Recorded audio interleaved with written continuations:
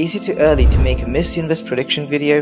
Not exactly, because we're already in the halfway mark of 2024 and the grand coronation of the 72nd edition Miss Universe 2024 will be held in Mexico later this year. Since we are on July of 2024, I think it's about time that I just start showcasing my personal favorites for Miss Universe crown. As we're expecting more than 100 contestants from different territories and countries competing at this year's edition, I look forward to seeing a global exchange between different contestants because this is a great platform to contribute and be also an ambassador for your country to showcase about a tradition and the uniqueness of each country. Hi, my name is George. I'm a pageant coach and an English teacher for the past 10 years, and I have been coaching many beauty queens both in national and international pageants. As I emphasize on communication skills, I think it is so important for a beauty queen to be a good public speaker, to be able to present her ideas, thoughts with clarity, conviction, and depth, while also being relatable to the public, as it is so important to build that connection, that relationship with the public who is watching you every step of the way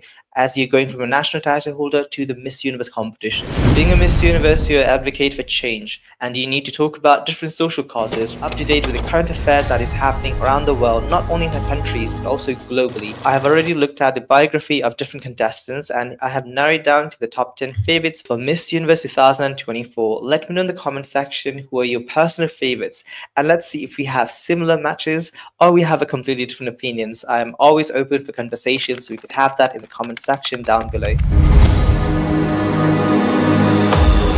Let the countdown begin. Miss Great Britain, Christina Chu. She's 31 years old, British Filipina, who was born and raised in Scotland, United Kingdom. She has a degree in pharmacology from the University of Glasgow. Christina founded a global women's collective that focuses on mental health. I've watched her performance in different pageants, including the national pageant, which she started back in 2015, where she was first runner-up in Miss Scotland, and she competed at Miss Universe Great Britain, where she was runner-up a lot of the years. Earlier this year, she was in Miss Universe Philippines, where she finished in top 20, and finally she won the coveted title of Miss Universe Great Britain. I think that is such a remarkable quality because she never gave up on her dreams, and that is so aspirational for a lot of people, whether it's in a pageantry world or in our real life. When we face a lot of failures and rejections, sometimes we kind of just say, you know what, it's not worth it. But I do really admire that Christina, maybe next year, in a couple of years, I'll improve myself, I'll have some self-development, and I'll go back to the same competition. And she finally won. So I think that she shows that she's a great example of hard work, determination, and dedication. And that is a great quality to have in a Miss Universe contestant.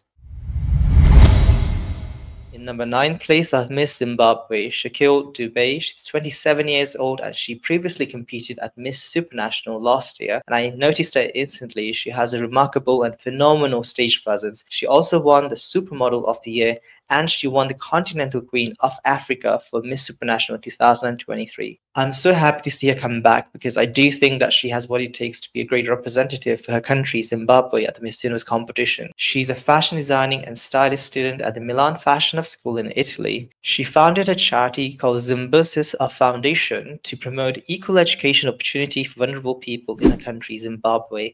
As a fashion student, she enjoys sewing, making creative outfits. As I have a bachelor's degree in fashion design, that is something that I do have in common with her, and that is something that we can build a good connection with. And I'm really looking forward to see her expressing herself through art and fashion. After the day will be so incredible, so stylish and chic. Now I have a really high expectation because I'm really looking forward to seeing an evening gown for the prom night competition and the final night.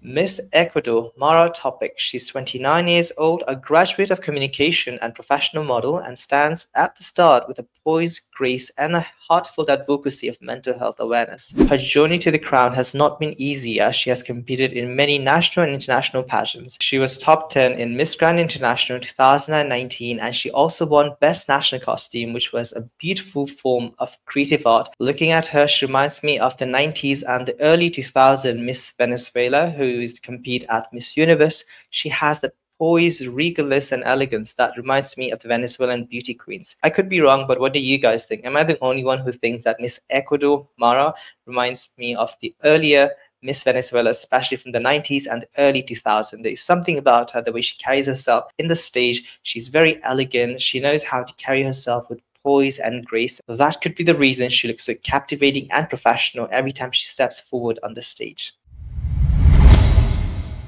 Miss France Indira Emport, she's 19 years old and she's one of the youngest contestants in this year's Miss Universe beauty pageant. She's originally from Guadeloupe, a little island in the Caribbean, and because of the multicultural family that she grew up with, her maternal grandfather was from India, so she has a beautiful cultural differences with her African heritage, Caribbean, and also the Asian side from India. So I think that is such a beautiful element, and that makes her who she is, a unique individual. She has planned to pursue her post-secondary education studying communication in Paris with the goal of specializing in visual advertising, communication, and design prior to becoming Miss France. She has a youthful, fresh, and captivating aura every time she was walking down the stage. So I think she definitely has a great stage presence. And even though she is one of the youngest contestants, she is very well aware of herself. She is mature and she has a great mindset, and those are qualities that I do believe the judges will notice it. After last year's unplacement at the Miss Universe 2023, I do believe this year France will come back stronger than ever, placed in the semi-finalist. Miss France is one of my favorite national beauty pageants. I love the grand, spectacular production. I also enjoy watching the visual Broadway musical performances that they're able to incorporate different French cultures from around the world. So that is something that I do look forward to seeing Miss France. So if you guys also like watching Miss France, and if it's your favorite national pageant, do let me know in the comment, because it is my favorite national pageant in terms of the production, and they never disappoint. So it's something that I do look forward to. Yeah. Miss Dominican Republic Celine Santos is 24 years old and stands at 180 centimeters tall. She's pursuing a law degree. She had previously placed fourth runner-up in Miss International 2022. She likes to dance and is a professional model and is passionate about maintaining herself in a proper shape. She also finished top 20 in Miss Intercontinental 2019. Miss Dominican Republic is one of the best contestants when it comes to stage presentation. Every time she performs on the stage, she's captivating and visually beautiful to look at. I would like to know more about her social advocacy, because I could not find any information regarding a social project, which is very important in Miss Universe competition. So my Latino viewers watching this video, please let me know what is Miss Dominican Republic's social advocacy, because I'm sure she has it. I'm unable to find any information regarding that online. It will help me to know more about her and understand about her social projects. So this is the reason why I have Dominican Republic in my number 6th place. In my 5th place, or 4th runner-up, I have Miss Philippines Chelsea Manalo. She's 24 years old, Filipino-American beauty, and the first ever black woman to win the Miss Universe Philippines crown. Her historical win has made a global sensation, as many social media and news outlets have reported her winning, as she has broken many beauty standards, especially in Asia and in Africa. People are already obsessed with fair skin, lighter complexion, so it is really refreshing to see a dark-skinned woman representing the Philippines, as it is a great representation for a lot of the brown-skinned girls around the world, that they are also beautiful. And I think it is such a historical moment. So I'm really happy to see changes celebrating diversity and different types of beauty. And I think this is a great global phenomenon that should be celebrated worldwide. Chelsea is an advocate for the indigenous people of Bulacan. She has worked with the youth organization Kids for Kids, which aims to reach out and empower indigenous youth. She reminds me of Naomi Campbell, who was the first ever black model to cover in the French Vogue, and who's also known for her iconic runway walk. So that is something that I do think that Chelsea has in common, especially when she did the hair flip with the one hand. It reminded me so much of the 90s Naomi Campbell, who is also spectacular. Miss Puerto Rico Jennifer Cullen is 36 years old and a mother of 3 children. Jennifer is a cosmetic surgeon, eye doctor, and a veteran beauty queen. This is the second time competing for Miss Universe Puerto Rico, as previously in 2009 she finished first runner-up, and she also represented Puerto Rico at the Miss World 2009 competition. I'm really happy to see her come back after 15 years to show her improvement, personal growth, and development. As now she is a mother of 3 children, she has learned so much and understanding the importance of time and financial empowerment. And those are the skills that I do think that Miss Universe judges will notice her during the closer interview. She's a founder of Healing Hands Puerto Rico, a non-profit organization dedicated to providing free aesthetic service to individuals who have endured severe trauma. I think Miss Puerto Rico will place high placement in Miss Universe 2024 in Mexico, because she's a transformational leader who has the vision to help and empower other people through her social advocacy.